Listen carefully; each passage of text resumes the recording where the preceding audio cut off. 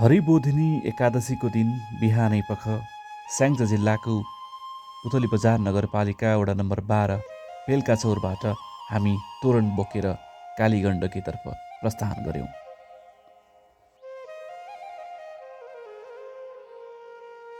वाद्यवादन सहित अगाडि बढेको हाम्रो टोलीले गाडीमै भजन कीर्तन सुरु गरिसकेको थियो। बिस्तारै माहौल बन्दै गयो।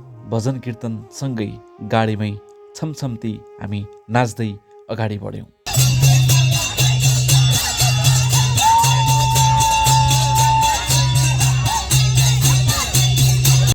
करिब 3 घण्टाको साङ्गीतिक भजन कीर्तनको यात्रासँगै हामी आइपुग्यौं कालीगण्डकीको तीरतिर। हाम्रो भजन कीर्तन मण्डलीका प्रमुख आदरणीय नारायण प्रसाद रियाल सरले हामीलाई भजन कीर्तनको रससँगै अनवरत रूपमा अगाडि बढाउनु भयो। दर्शनाभिलाषीहरूको भिड निकै ठुलो थियो। त्यही भिड छिचोल्दै हामी उत्तरवाहिनीतर्फ अघि बढ्यौं।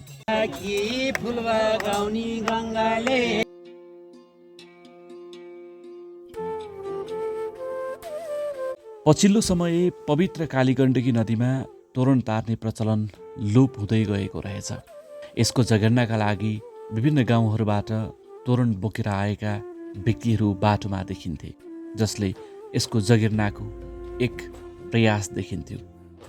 विशेष गरी हरिबोधिनी एकादशीलाई तोरण तार्ने दिनका रूपमा लिने गरिन्छ। बाबियो कुश लगायतका पवित्र वनस्पतिहरूका मोटा लट्ठामा फुलमाला उनेको तोरण साँच्चीकै हेर्न लायक देखिन्थ्यो। हामी अघि बढ्दै गयौं। सोही क्रममा विभिन्न विद्यालयहरूबाट आएका विद्यार्थीहरूका झाँकी पनि हेर्ने अवसर प्राप्त गर्यौं।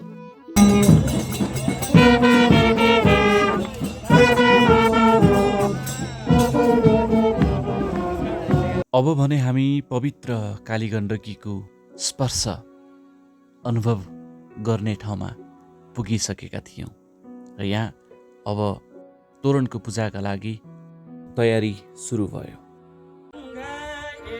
भक्तजनहरूले स्नान गर्ने क्षेत्र पनि बनाइएको थियो।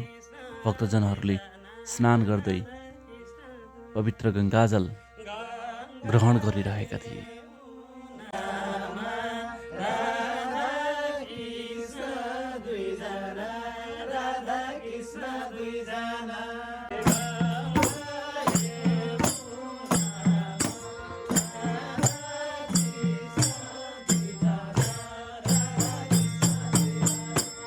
झोलुङ्गे पुल हुँदै हामी तोरणलाई नदीको एक छेउबाट अर्को छेउ तार्दै अगाडि बढ्दैछौँ। पारीको दृश्य पाल्पा जिल्लाको हो भने वारीपट्टि यो देखिराख्नु भएको दृश्य चाहिँ स्याङ्जाको हो। यहाँ दुवै जिल्लाका दर्शनाभिलाषीहरू दर्शन गर्न आउने गर्दछन्। यो क्षेत्र करिब 1.25 लाख शालिग्राम राखिएको क्षेत्र हो। हामी करिब 1.25 लाख शालिग्रामको दर्शनका लागि अहिले लाइनमा अघि बढिरहेका छौँ।